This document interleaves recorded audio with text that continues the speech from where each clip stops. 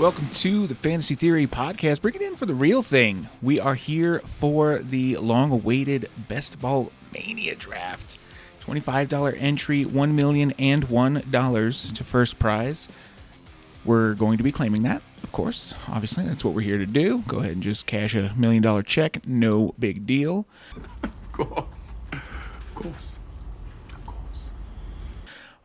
We will, of course, hit the big news first. So what do you guys hear? What's the scuttlebutt? So Aaron Rodgers did not opt out of the 2021 season. Had the option to do so, opt out, no questions asked. He doesn't have to repay any of the bonuses that he's earned. He doesn't get fined for missing training camps. So if his plan was to sit out and not participate if he doesn't get traded, that option is gone. And if he decides to do that at this point, it's going to cost him, I think it's like $23 million. No, it's actually probably less than that. The total difference is $23 million. In any event, it's going to cost him a lot of money to sit out the season at this point. So the next date that we're looking for is July 27th. That is when the training camps start for the Packers. And every day that Aaron Rodgers is not there, he gets fined $50,000. So that will be when we see that. I guess that's the next tentpole date for when we'll see some news. It may be before then, but by that date, we'll have a clearer idea. You know, does he show up? Is he going to be the starting quarterback for the Packers this year? Is he going to sit out and just piss money away? I don't know. He's got the money to piss away, so good for him. But we'll see. The 27th will be the day that the training camps start. We'll get an answer by then. Hopefully sooner. Hopefully he's just in Denver before then, but. That does remain to be seen at this point. So, in other news, we are waiting on one last person for the draft to fire, so we'll get through this quickly. Today, as I'm recording this, is Sunday, the 4th of July, so happy 4th of July to everybody out there. Hope it was happy and safe. Nobody lost any digits or any of that. You just celebrate your country by blowing up a small part of it, not a small part of yourself. That's the plan. So, got my blue on for America. We're going out to watch the fireworks tonight, grill up some pizzas. Grill? I don't know if you call it grill. It's like this big wood-fired oven. So I guess we're baking them in for all intents and purposes, but it's like a big portable metal oven. I don't know. Outside cooking pizzas. Going to be super fun. So, got to get to that here shortly. So, we're going to get through the draft, and then we're going to head off to that. Hopefully the draft doesn't take too damn long, because normally these take about an hour, and we're supposed to be there in about an hour. So, but we'll give it a shot and see how late we're going to be. So, we drop back down to waiting for two people. So I'll go ahead and we'll pause real quick until we get those people in here. All right, and we're back. So the draft is starting in 45 seconds, and we wound up with the 102. All right, so Dalvin Cook, that is. Hang on. These are not where they should be. Let's get these down here. Yeah. That seems fine. Or actually, let's put them right here. How about that? That'll work. That way you can see them and they're out of the way of everything else. All right. 16 seconds. Let's put Christian McCaffrey in there in case this guy wants to get crazy with the first pick, but we're going to go Dalvin with the second pick. Fro show. For sure is maybe a little aggressive. He is going to be our pick for sure. Yeah, there it is. All right, let's get let's let the clock wind down on this. No, I got to get out of here, so let's not waste the time. We're going to take Dalvin Cook. So the only hesitation there is Dalvin Cook historically has not been able to finish seasons. We're adding an extra game on here. So the thought that Dalvin Cook is going to play 17 games this year, I think, is a little aggressive. So I think we may want to make a point of getting Alexander Mattison if he falls to us at a value. That's something that we'll want to think about later on in the draft here. So next goes Derrick Henry. I think that third spot is getting solidified. Derrick Henry is the one that I see go there most often. So I think Derrick Henry is that 103. Saquon Barkley at the 104. He's another guy that, is he going to play 17 games? I doubt it. I mean, it sounds like, not that he's not going to hold up once he gets on the field, but it just sounds like he's not going to get on the field right away, at least not with that workload that we were used to when he was, dominating. No shot that we get, I always turn the wrong way. It's mirrored, obviously. No shot we get Cam coming back to us at the end of the second. That's not happening. That's unfortunate. Somebody else is going to luck into Cam Akers. Oh, well.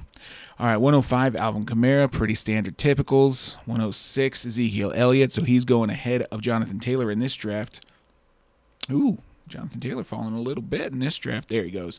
So, yeah, Ezekiel Elliott at the 106. You hope that he'll return to form, be in the conversation for most touchdowns with that offense. They've got great receivers, great quarterback coming back. That line hopefully a little healthier. Zeke, hopefully he's not just kind of declining year after year and he kind of returns to form. Fingers crossed. Travis Kelce at the 107. You know me, I don't love that. I just think that, the way that I draft, I think that getting Travis Kelce is not as big of a difference maker as he is in redraft, where he is a huge difference maker. Let's not get that wrong. Jonathan Taylor goes, then who's that? Austin Eckler? Things are flying now, guys. Come on. I got to talk about some people. Yeah.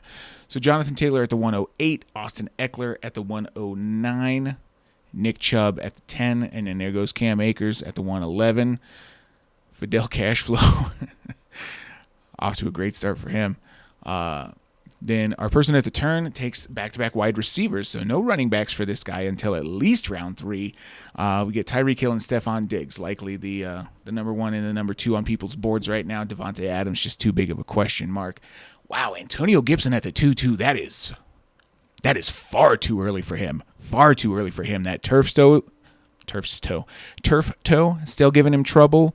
That's something that caused him to miss games last year, and if it's still a problem now, you can't be encouraged by that. So to take Antonio Gibson, who by all means is a great running back, he showed that last year, and I expect, his workload and maybe even, his workload will increase. I don't know that his touchdown rate or his efficiency will increase because he had a lot of touchdowns and was pretty efficient, but to take him ahead of people like Aaron Jones, Joe Mixon, I could see them being in kind of the same spot. Najee Harris, who's got a lot of upside. Aaron Jones, I think, is the one. But, again, if we're talking about Devontae Adams not being in the top, even in this draft, 3 receivers, we're 4 receivers, so he's going to be 5th at best. But if we're talking about Adams, people kind of staying away from him, there he goes. Then you have to play with the same logic for Aaron Jones. So do I recommend Aaron Jones to the point where, all right, you crazy mouse, get over here. Yeah, I guess you can't really recommend Aaron Jones as highly if you assume that Aaron Rodgers is going to be somewhere else or not playing at all. So Aaron Jones does go at the 203, followed by Calvin Ridley, the 3rd receiver off the board. Then Joe Mixon. Then Hopkins and Devontae Adams go at the 206 and the 207. Najee Harris does come off the board at the 208. I thought there was a chance that he might make it back to us. We're up here in just a couple of picks. Darren Waller goes. Oh, I love to see that. That means we're going to get, can we get Metcalf and A.J. Brown here? That would be insanity. There goes Clyde Edwards-Helaire. So I guess the question is, I'm going to put DK and A.J. Brown in our list here. You know me, I'm not going to take George Kittle here. Justin Jefferson, I do expect to regress this year, so it's DK, A.J. Brown, and Michael Thomas are my next 3. So hopefully I get 2 of them. Keenan Allen is in there too, so I will definitely get 2 receivers here. So who do we start with? I think I'm going to start with A.J. Brown. I think Julio Jones going to Tennessee is good news for A.J., not bad news. He's going to pull a lot of attention off of him. In the past it was when it was Corey Davis. You put your best guy on A.J. Brown, and then you sell out to stop Ezekiel Elliott, Derrick Henry. And that was, the game plan, but that does not work anymore when you got Julio opposite you. That's going to, he's going to take away some targets, but I don't think a lot. Let's get in position here. All right, DK Metcalf does go. Anyway, I don't think he's going to take away a lot from A.J. Brown. That crazy ceiling that we had thought about, that is gone, but I still think that A.J. Brown is going to go absolutely banana sandwich this year. So DK Metcalf goes after we take A.J. Brown. We're waiting for the guy who had the 101, who added Metcalf to Christian McCaffrey, and then takes Justin Jefferson. All right, so the question for us becomes Michael Thomas or Keenan Allen. I've got a lot of Michael Thomas. So I think I'm going to diversify here, and we're going to take Keenan Allen. Keenan Allen is somebody who, he could honestly get that like Devontae Adams, Michael Thomas type of target share, and I mean you have to trust Justin Herbert more than you trust, Taysom Hill or Jameis Winston at this point. So while I do think Michael Thomas is still going to be, a top 7 or 8 receiver and could push for, top 3, I think Keenan Allen's got just as much chance to do that, and we've got a lot of Michael Thomas already. So let's put our chips on Keenan Allen here. So let's get a look at the team real quick. Got to get the phone off the table. Man, it interferes with this wireless mouse. I hate it, but what can you do? So we've got Dalvin Cook, A.J. Brown, Keenan Allen. So far, love it. I talk about all the time when we're doing these drafts, I prefer to go very wide receiver heavy, not so heavy on the running backs. Take a handful of tight ends, 2 or 3 of them towards the end, a couple of quarterbacks maybe in the middle, some at the end, something like that, but definitely load up on wide receivers so that each week I'm getting those incredible games in those starting positions. So after we take Keenan Allen, Michael Thomas does go, followed by George Kittle. Chris Carson at the 305, that's a little ahead of where he went. And this is the kind of thing that I was talking about if you listened to or watched. No, I think it was just a podcast episode. So if you listened to the episode where we talked about this or that, one of the options was, you take 2 receivers in the first 2 rounds, and then you take Chris Carson as your lead running back at the end of the 3rd. But guess what? If he's not there, man, like, look at what we got available to us here for running backs. Like DeAndre Swift, J.K. Dobbins, Miles Sanders. Like, do you love any of those guys as your running back 1? David Montgomery, Josh Jacobs? No shot. Chris Carson's the end of that list for me. And right now, if I started 2 receivers and I got to pick one of these guys as my lead back, like, I hate it. I hate it so much. Anyway, back to this. Just something to keep in mind. When you're doing your drafts and how you kind of start. If the value certainly may be there to take 2 wide receivers, but just make sure you know what that means your running backs are going to look like, and you feel comfortable with taking people in this range, like DeAndre Swift, like J.K. Dobbins. So, moving back here, Chris Carson goes, Allen Robinson, CeeDee Lamb, ahead of Terry McLaurin and Amari Cooper. Okay, we'll see. We'll see how that plays out. I don't love that, especially ahead of Terry McLaurin. I think Ryan Fitzpatrick is going to feed him all day.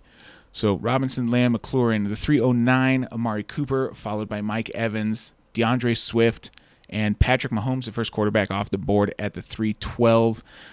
Guy on the turn here adds J.K. Dobbins. So our guy on the turn has Mahomes, Dobbins, Tyreek Hill. Now, come on. Mahomes, Dobbins, Tyreek Hill, Stephon Diggs. Can you not, please? My goodness. So, not a bad start. He certainly has 2 very, very good wide receivers and a very good quarterback. But I would argue that our receivers are not far behind, if behind at all. And our number 1 running back, obviously miles ahead, but that's the joy starting with the 102. DJ Moore, Robert Woods, Kyle Pitts go at the 4-2, 4-3, 4-4. Julio Jones does come off the board at the 405. So Kyle Pitts, he is the 4th tight end off the board at the 404. He is somebody that we will definitely be talking about probably on the Thursday episode, maybe next week though. Where I just feel like where we're drafting him at his ceiling. So unless he is a generational record-breaking tight end, he is going to finish below where we're drafting him, and you're going to be disappointed. I think we're just kind of setting ourselves up for failure on that one, unfortunately. So Julio goes. Then David Montgomery and Miles Sanders at the 406, 407. Tyler Lockett, great best ball target. And we are on the clock. So who do we have available to us? For running backs, we got Josh Jacobs, Mike Davis, and that is about it. We got Jamar Chase as an option. Get another great wide receiver. Adam Thielen I don't believe in. Josh Allen's I don't really want. T. Higgins, Lamar Jackson. I think it's Jamar Chase. We're going to go with the upside. Let's take Jamar Chase and see what him and Joe Burrow can do now that they're reunited. And it feels so good. So see what option we get here. Travis Etienne may be my next favorite target for running back. So we'll see. We'll see who's here for us next. I don't want Josh Jacobs. I just think that it's too uncertain what's going on there now that they've signed Kenyon Drake. I don't love that. All right, Mike Davis does go. So Josh Jacobs is somebody that I'm kind of staying away from, especially in best ball. I'm just not sure what's going on there, and I don't think that anybody is terribly sure. Adam Thielen, hell of a lot of touchdowns last year. Can he repeat that? Probably not. Josh Allen, certainly a very strong quarterback. We don't have anybody to stack with him. Ooh, wow, Odell Beckham at the 501. Yes, sir. I love Odell Beckham. Shaklaki. All right, that's too much light. There he is. There's O'Diesel. All right. So Josh Jacobs, somebody I'm not taking. Adam Thielen, not taking. Josh Allen, not my draft strategy. So Higgins, maybe. Lamar Jackson is somebody who I could see taking. Or we could take Travis Etienne. Let's take Travis Etienne.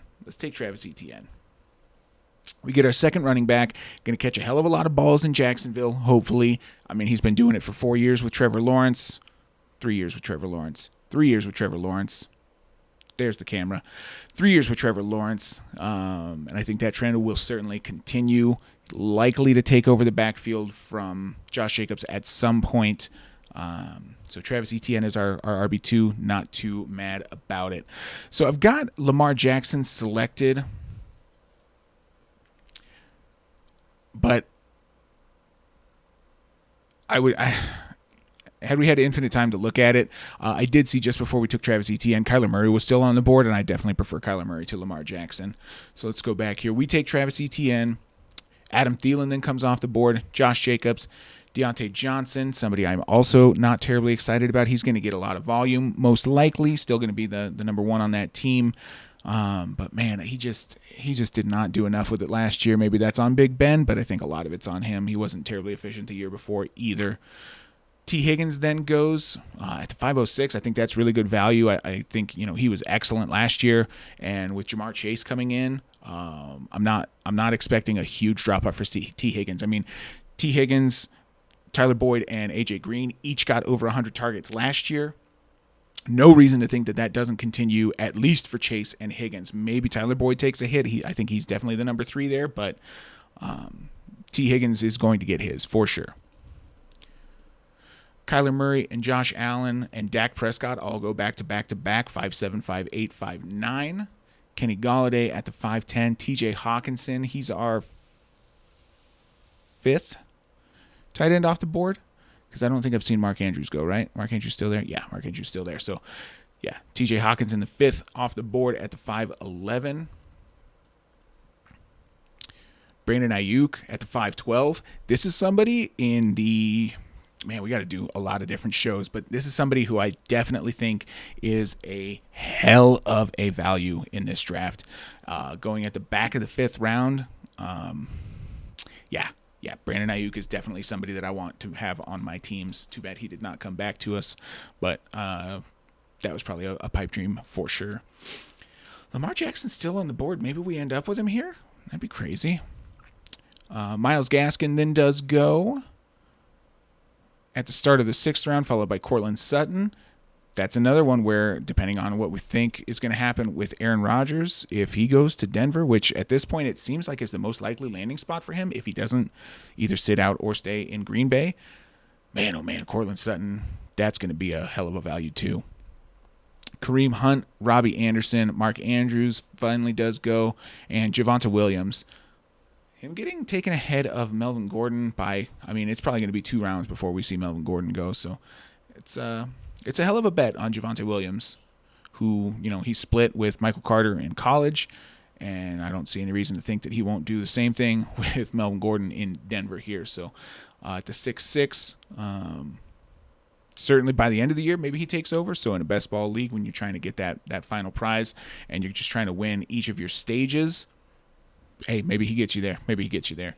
Chase Claypool then goes, and Lamar Jackson does finally come off the board. We're up in 2 picks here. DJ Chark gone, good. Somebody I did not want at all. Then Trey Sermon goes. He is definitely the person that we would have taken here had we had the option. So who do we have available to us here? Devontae Smith, certainly somebody we could look at. Russell Wilson for sure.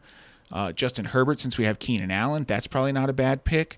Jerry Jeudy. Yeah, let's take Justin Herbert here. We can stack him with Keenan Allen, so we love to see that. That's going to get our weekly points. We'll have those big blow-up games if they can combine together and kind of go off. And then what I would like to do here is Devonta Smith maybe, but I'm actually looking at Jerry Jeudy as our next wide receiver to take. So Chase Edmonds goes and Russell Wilson. We're back on the clock here. So Devonta Smith or Jerry Jeudy. Smith is going to be the number one in Philadelphia. What does that mean? That remains to be seen. Jalen Hurts not the best passer. So I think Jerry Jeudy's the man here. If Rodgers comes, Jerry Jeudy, I mean, he could finish as a wide receiver 1, if I'm honest. So I'm going to take the upside of Jerry Jeudy here and feel pretty good about it. If he doesn't, if it's Drew Lock, Jerry Jeudy probably not going to have the best year. Cortland Sutton definitely will. Sutton's more of that contested catch guy. Jerry Jeudy more of the route running, kind of get himself open guy. Him and Drew Lock, they're just not on the same page, clearly, as evidenced by last year. If it's Teddy Bridgewater, then I think Jerry Jeudy, he ascends probably to the target leader there in Denver, because him and Jeudy and Bridgewater will connect more often than Bridgewater and Sutton will. So here's hoping for Bridgewater to take over there. Devontae Smith goes immediately after, followed by Michael Gallup. That's another one, man. That could be a really good late pick. And then Will Fuller, somebody you know I love. I expect Will Fuller to be the number one in Miami, ahead of Jalen Waddle, who will probably take the year to get his feet under him and hopefully doesn't flame out. But that certainly is a possibility. We've seen all the speedy guys coming out of college. I don't know. We'll see. Deebo Samuel then goes. What do we have? Gosh, 16 picks. We got a ways to go. So Deebo Samuel, somebody, if it's Jimmy Garoppolo in San Francisco, Deebo Samuel is going to be fine. Obviously, he doesn't have the highest depth of target, but that whole Shanahan offense is all about yak anyway. So Deebo's going to be fine. If it's Trey Lance, then I think that's probably not great news for Deebo. The pass attempts and the passing yards and the passing efficiency probably goes down with Trey Lance, whereas the offense as a whole probably goes up. So we'll see. Tyler Boyd then goes, followed by Curtis Samuel. We'll see what Curtis Samuel does here, man. Reconnecting with Ron Rivera. We'll see how much him and Fitzpatrick get on the same page and what they can do together, assuming that Curtis Samuel is that second receiver there. I mean, he's always been extremely talented. He just hasn't really had that opportunity in Carolina, so hopefully he gets it this year. Mike Williams, it's crazy to me how far apart the receivers for the Chargers are going. Mike Williams going at the back end of the 7th here at the 709. He's not somebody that you really want in redraft, I don't think, but he's definitely somebody with the way that he plays that, he's going to have some games where he's going to end up on your roster, and you're going to be really, really happy to be getting his points on a weekly basis when he does end up there. Juju then goes at the 710. Not somebody I'm interested in. They brought him back on a 1-year deal. And it really seemed like they were like, you know what, go ahead, open market, go wherever you want to go, whatever. You're not part of the plan anymore. It's fine. And then he was like, please let me come back. And they were like, all right, whatever. We're not going to give you any money, though. And he's like, that's fine. Turned down Kansas City and the Ravens. Probably should have gone to Kansas City. Oh, Juju, you rotten bastard. Laviska Shenault then goes. There's some chance that he's the number one receiver on the team. They clearly don't like DJ Chark so much, so I think he's gonna fall to 3, and I think it's either Laviska or Marvin Jones that are gonna be the number 1 there. Marvin Jones is who I'm betting on, by the way. Rookie quarterback coming in. Gonna lean on that veteran with the sure hands. That's my bet. All right, 7 picks away for us. I don't want to make any auto draft picks this time. I've done it every time that we've done a draft so far, so I'm just trying to keep my eyes on it.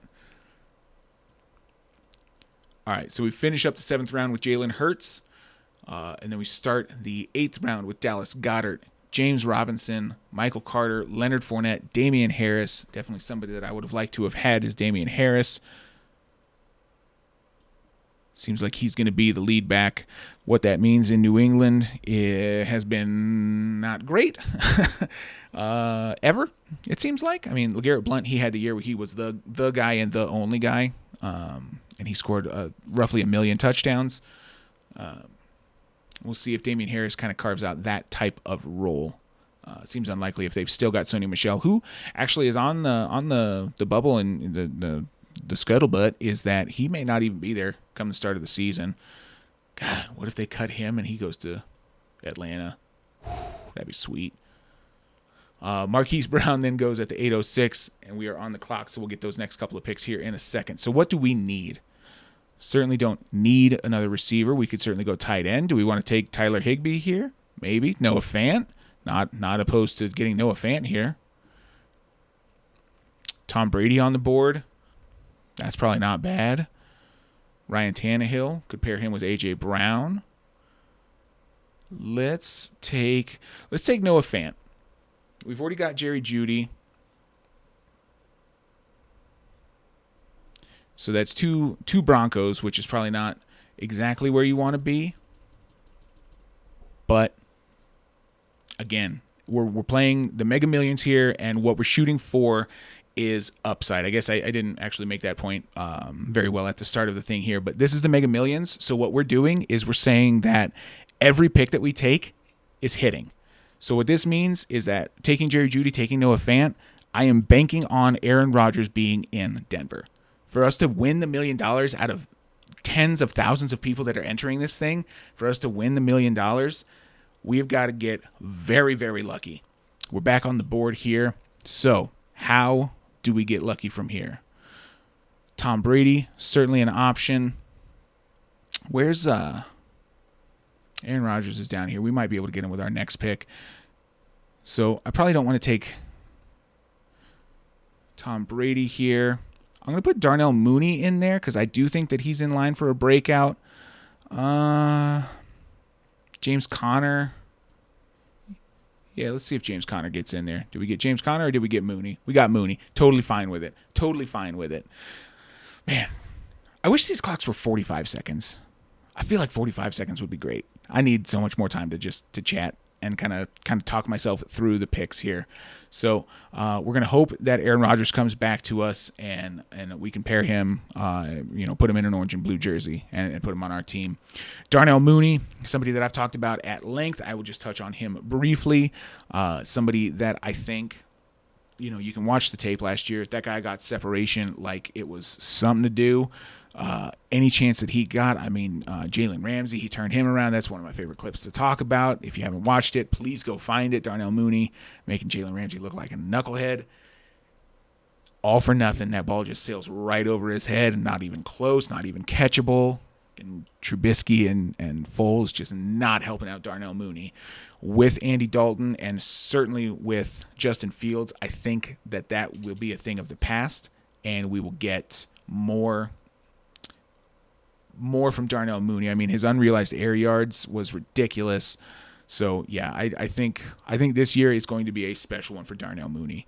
And for those of us not talking about seasonal best ball or redraft leagues, in dynasty leagues, I did just pick him up in my dynasty league, and I've got him in the other one that I started this year. Allen Robinson is on the franchise tag, man.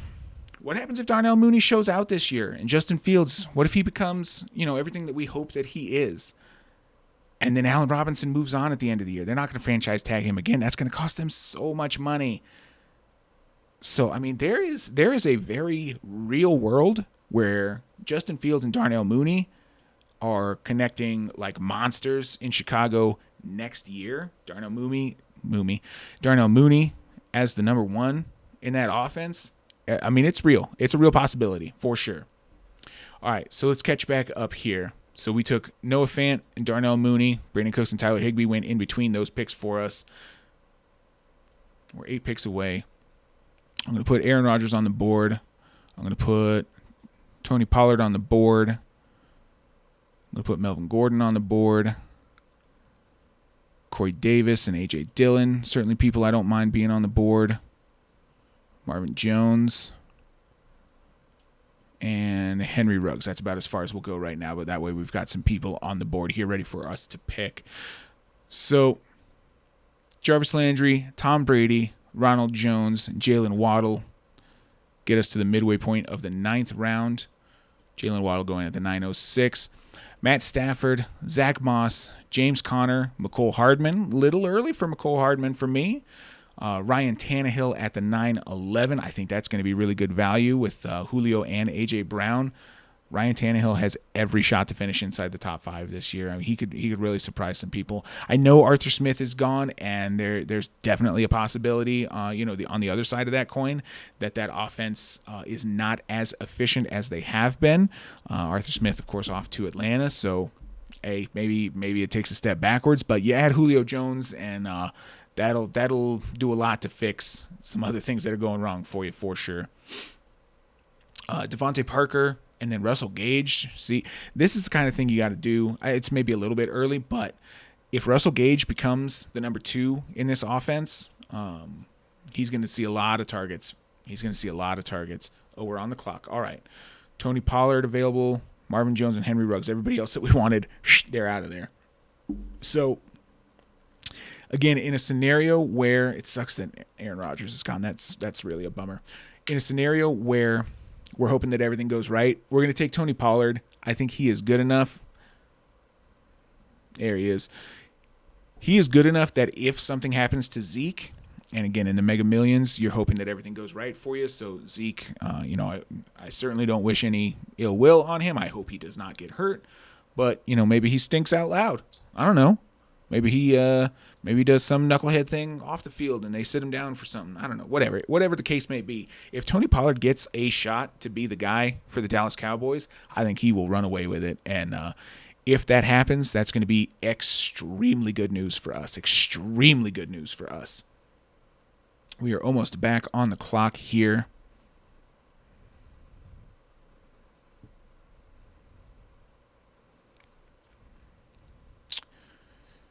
You want to know what? Marvin Jones and Henry Ruggs, I think, have shots to be extremely relevant. But I'm going to shoot a shot here. And we're going to take somebody that, again, if it pays off, it's going to pay off huge. We're going to take Adam Troutman.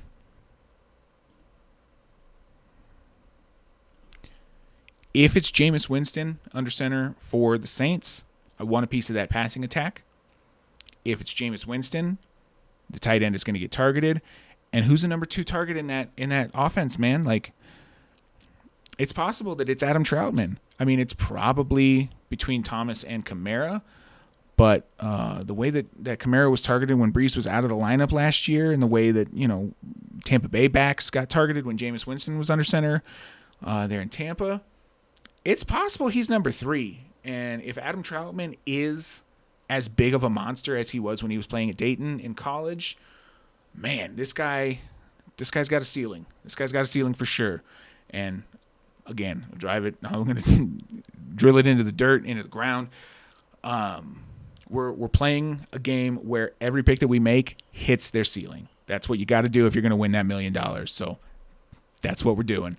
If Adam Troutman hits his ceiling, I mean, he could be the tight end. One is pretty aggressive, but I mean, he could be top 5. He could be top 5 easily. He could be top 4 also pretty easily. So yeah, we're gonna pull the trigger on that one. All right, let's catch up to the draft here. So at the 10:02, Elijah Moore goes, followed by Melvin Gordon, Corey Davis, Logan Thomas. Gus Edwards goes. Certainly a good pick if something were to happen to J.K. Dobbins. That Gus Edwards pick is gonna definitely appreciate in value. Aaron Rodgers goes at the 10:07. You hate to see it for our sake. Rashad Bateman A.J. Dillon, Mike Gesicki. We take Tony Pollard at the 10-11. Trey Lance and Rondale Moore go at the 10-12 and the 11-01. And then we took Adam Troutman. Henry Ruggs and Marvin Jones, the other two people that we had in our queue, go immediately after that. So I feel like this coaches 1-1-1 and good luck. We're on the same page. Very simpatico, us and those guys. Irv Smith goes at the 11:05. Latavius Murray, that's another one. If something happens to Alvin Kamara, Latavius Murray's going to go crazy. Trevor Lawrence, Gabriel Davis, everybody's favorite breakout. Gabriel Davis, I think the breakout for him is looking less likely more and more. You know, if Cole Beasley, the Beasles, plays and Emmanuel Sanders is likely ahead of him, it could be another year before we see the Gabriel Davis breakout. Let's back up here just a hair. Matt Ryan then goes at the 11:09. Kenyon Drake. Then Javonte Williams, David Johnson, probably the starting running back for the terrible Houston Texans, goes at the back of the 11th round. That is the first. Shoo-wee. How the mighty have fallen, huh? Good Lord. Jalen Reagor, Paris Campbell, Nelson Aguilar, then off the board. We're up here in 6 picks. John Brown, another very decent sleeper. So what are we looking at here? Cole Beasley then goes, I think, Darrell Henderson, Justin Fields, somebody we could look at. Alexander Mattison, like I talked about, looks like he is going to fall to us at a decent value, so he's somebody we could take to back up Dalvin Cook. Jonnu Smith, somebody that you know that I love. Who's their quarterback? We've only got Justin Herbert, so we want to look at quarterback and see who else we have available to us. Kirk Cousins, he's got those weeks. Carson Wentz, I do expect a bounce back from. Jameis Winston, somebody that we could take if we expect Adam Troutman to be our guy. For running backs, man, it's getting pretty slim. Henderson goes 2 picks ahead of us. You hate to see it. But Madison is still there, so it's likely that Madison should be our guy if we get that option. Evan Ingram does go. So, yeah, I think Alexander Mattison is the guy that we want to take here. If anything happens to Dalvin Cook, we're going to be really happy that we've got Alexander Mattison. Now, this is, again, not one where it kind of flies in the face of the advice and the style of draft that I'm doing where, you know, not everything needs to go right for us. And this is kind of hedging in the opposite direction, but I do like Alexander Madison's upside if something happens to Dalvin Cook.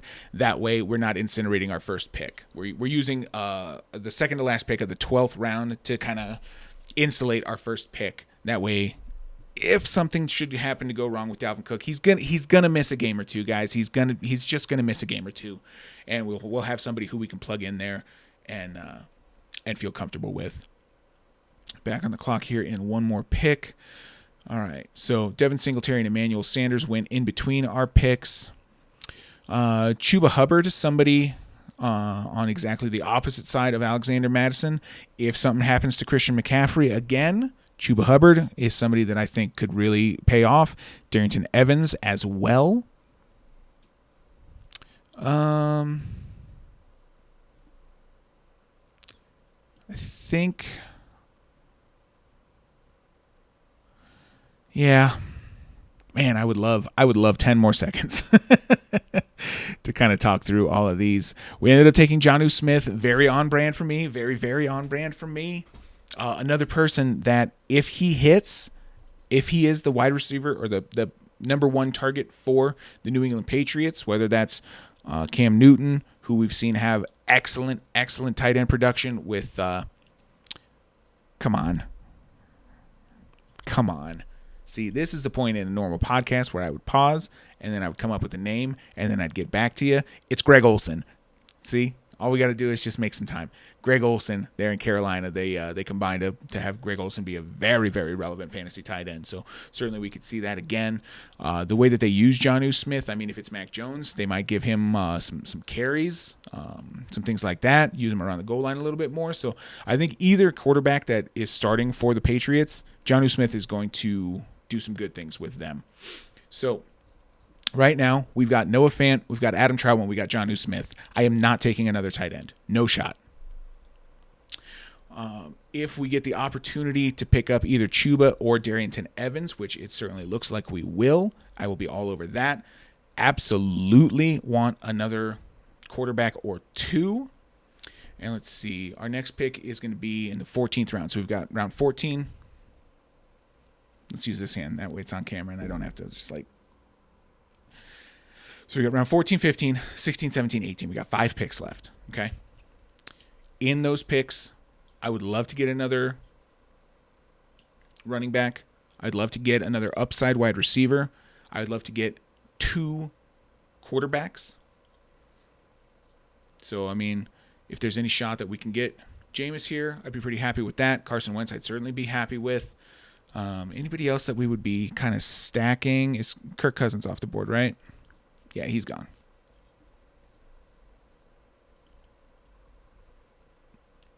Mac Jones is not going to give us high upside.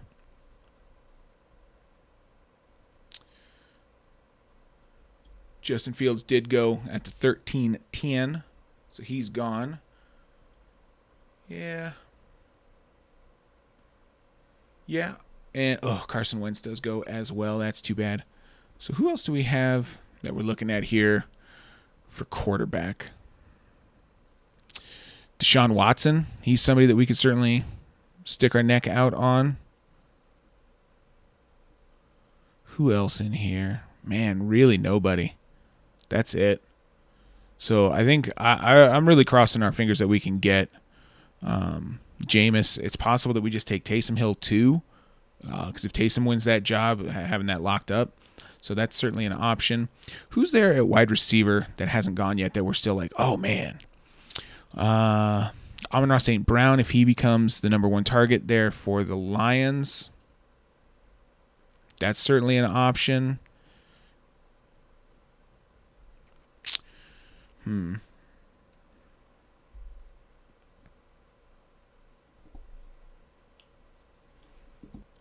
Keelan Cole, certainly somebody that I wouldn't mind tagging on to the end of our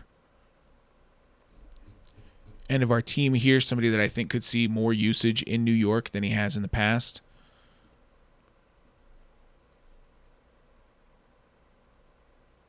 Phillip Lindsay, I think there's a chance that he becomes the number 1 running back for the Texans.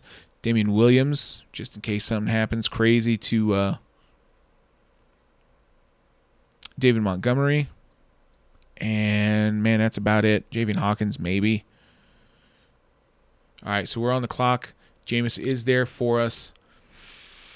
The way that our team is looking, I think we just got to pull the trigger on this. Right? Yeah, I think we're just going to pull the trigger on Jameis. Now, when it comes back to us, I think our best bet is to probably take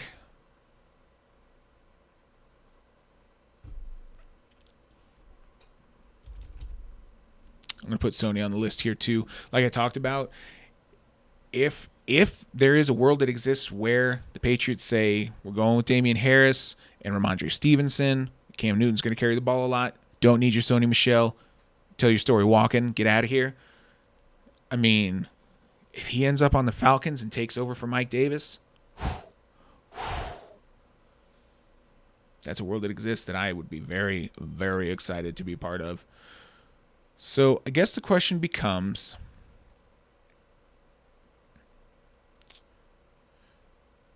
do we take Taysom Hill or Deshaun Watson here? I don't think so. I think we'll get another crack at them. So it's either Chuba or Darrington Evans. So what do we expect to be the most likely thing?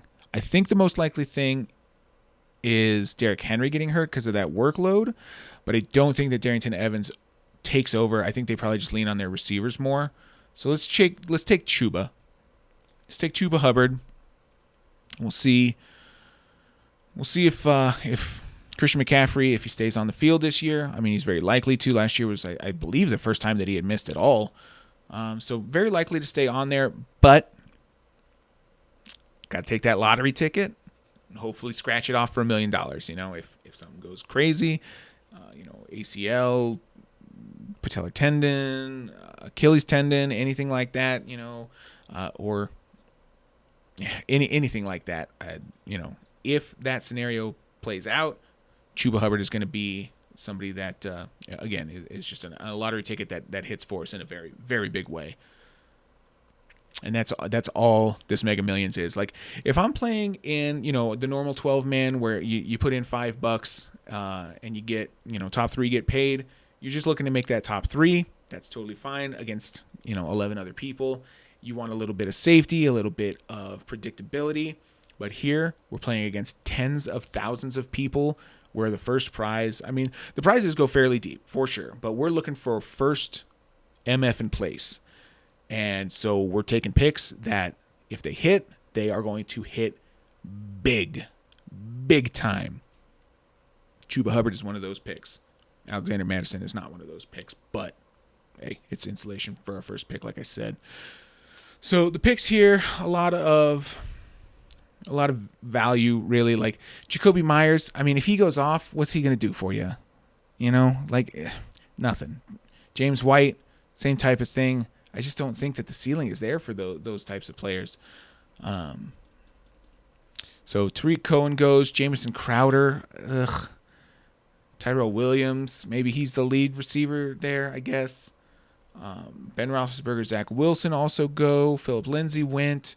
Amon-Ra St. Brown. So Lindsay and Brown, two people that we talked about. If they get the opportunity, you could be getting a starting running back in Philip Lindsay. You could be getting a number one target in Detroit in Amon-Ra St. Brown. Maybe that ends up being great. The ceiling is a little bit lower on those guys, even if, in their dream scenario, are they still, affecting your team in a really remarkable way? Probably not. Zach Ertz then goes, followed by Derek Carr and Anthony Ferkser and Sammy Watkins. So Zach Ertz, rumor has it that he's going to end up with the Bills. That, again, is a scenario where the receiver room is already crowded. Josh Allen does a lot of work with his legs. So we'll see exactly what Zach Ertz's ceiling is. I do expect him to move. Cole Kmet, that's a good pick. He could end up as the second or third target there and take over for old Jimmy Grandpa. Anthony Ferkser could be the third target on the Tennessee Titans. Somebody that they really seem to like there in Tennessee. With Jonnu Smith gone, Ferkser could be next in line for some targets. Being behind A.J. Brown and Julio Jones certainly doesn't help when they're going to throw as little as they are likely to. But, hey, we'll see where that pans out too. Sam Darnold and Kadarius Toney go. Kadarius Toney seems like a totally fine pick to me. I think he's a little ways away from being a breakout, but with the kind of skill set that he's got, there's going to be a couple of times where he just takes a pass all the way. The kind of crazy stuff that he'll do. I could see him having some weeks where he ends up on your team and puts up some meaningful points for you. So here, let's do it, man. Let's call our shot on Deshaun Watson. Seems very unlikely that he'll play. That team is pretty bad. Maybe he gets traded. Hell, maybe he's the one that ends up with the Denver Broncos. If that legal trouble gets sorted out here soon, likely not. Likely he'll end up on the commissioner's exempt list if all of his legal troubles do get sorted out. So I think the most likely scenario is that he does not play, but we're playing for $1 million here. If he does play, if he gets traded, then we're probably looking at a monster, All right, so we've got two picks left here. What do we want? I think I am going to take Sony Michel. In a scenario where he gets cut and goes somewhere that could desperately use a running back, it's possible that he returns way more value than the pick that we're spending on him. And then if we can get Taysom Hill coming back here at the end, I would love that. We can lock up the New Orleans quarterback position and feel pretty good about our quarterback spot each and every each and every week. So the question is, do we take Taysom Hill and hope Sony comes back to us, or do we take Sony and hope Taysom comes back to us? I think I'm going to take Taysom and hope Sony comes back to us. I do think Sony is more likely to come back to us in 20 picks.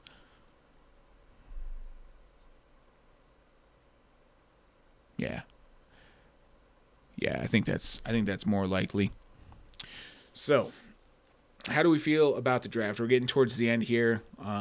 Given that it really doesn't matter how the people that we drafted with do, I probably won't do, I'm probably not going to go over all of the other teams in our draft here. So how do we feel? I just saw A. Rodgers from Green Bay pull up on the screen, and I was like, what? Aaron Rodgers was gone a long time ago. It's Amari Rodgers, guys. Everybody relax. Everybody relax. Rashad Penny goes at the 1705. Certainly a reasonable pick. Something happens to Chris Carson, and Rashad Penny's legs miraculously heal. He's got a shot to return a lot of value. Ramondre Stevenson, same thing.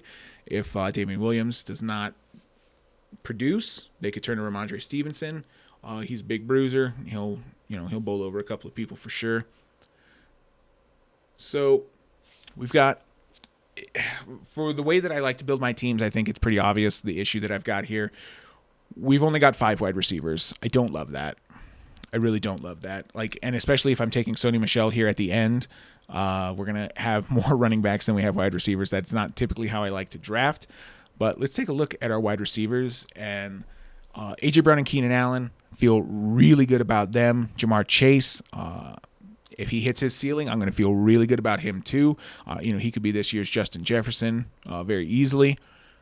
Jerry Jeudy, again, if we get a new quarterback in Denver, or if Teddy Bridgewater plays, certainly it's to a lesser extent that the breakout could happen, but with Aaron Rodgers or, God forbid, Deshaun Watson, Jerry Jeudy could be an absolute monster, and I do think that Darnell Mooney is set for a breakout this year. For our running backs, we've got Dalvin Cook, Travis Etienne, 2 people that I think are going to start almost every week for us.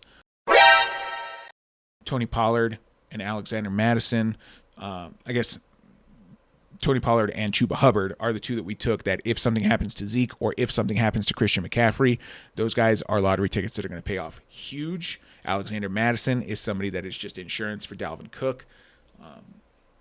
The workhorse role in Minnesota there is definitely something that you want to be a part of, and if something happens to Dalvin Cook, when something happens to Dalvin Cook, having Alexander Mattison to plug in and fill that gap, we're going to take a hit there, but without that, I mean, if Tony Pollard didn't hit and Chuba Hubbard didn't hit and we took somebody other than Alexander Mattison here, we'd be relying on Travis Etienne, and our running back 2 would be a real problem, I think. So I feel fine taking Alexander Mattison there. We've got the New Orleans backfield locked up with Adam Troutman catching the touchdowns there. For Adam Troutman, I certainly hope that it's Jameis Winston, but if it's Taysom Hill, so be it. Justin Herbert and Keenan Allen, we've got stacked, so you love to see that. Justin Herbert obviously going to be insane this year. Let's take Sony Michel. Keelan Cole, I think, is somebody that could help us, but again, he's one of those that even if he hits his ceiling, it's not going to be insane. It's going to be fine. 6-7 touchdowns, 900,000 yards, something like that. Not somebody that is going to be, he's going to give us a couple of weeks where, he catches a long touchdown, ends up with, 130 and 2. That's probably in the cards for him this year. But when we're playing the Mega Millions, it's not the Mega Millions. It is the Best Ball Mania. Gosh, Awasha. But yeah, Keelan Cole, not somebody that I think is going to give us insane weeks, where Sony Michel, again, we're playing Magical Christmas Land. That's what it's going to take for us to win this $1 million, is for something to go absolutely bananas. And if New England cuts Sony Michel and he makes his way down south to Atlanta, I think sky's the limit for him there. I think sky's the limit. He was so efficient last year with the touches that he got. Just Cam Newton was taking all of those goal line carries. So Sony Michel, we're going to cross our fingers that it's a mirror. This hand is the one on the right.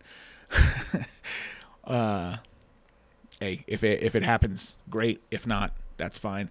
So our projected points here, 2,761. Not great. Not great. But that's totally fine by me, because what we're looking for here, again, is those high upsides. We're trying to play for $1 billion here. I don't want a safe floor. I want super high upside. So I want Zeke to get pulled and Tony Pollard to go in. That's going to bump that projection up a lot. I want something to happen to Christian McCaffrey. No. What I want to happen to Christian McCaffrey is he gets selected for a NASA mission. They need a man with his particular skill set and body type to go to Mars. And he gets selected. And he's got to go. Sorry, coach, I got to go. It's a trip to Mars. I got to do it. Chuba Hubbard goes in. That's what I want to happen. I want Christian McCaffrey to be just fine. But I want Chuba Hubbard to get that opportunity. Sony Michel, another guy. If he gets that opportunity, our projection is going to change a lot. A.J. Brown, Keenan Allen, I think they have every chance to finish as the wide receiver 1 this year. Jamar Chase, probably not number 1, but, top 10, top 8, sure could. Jerry Jeudy, if things change in Denver, sure could. Darnell Mooney, nah, probably not. All right, well, that'll show me to be playing around with stuff while I'm trying to talk to you. Just snap that thing right in half.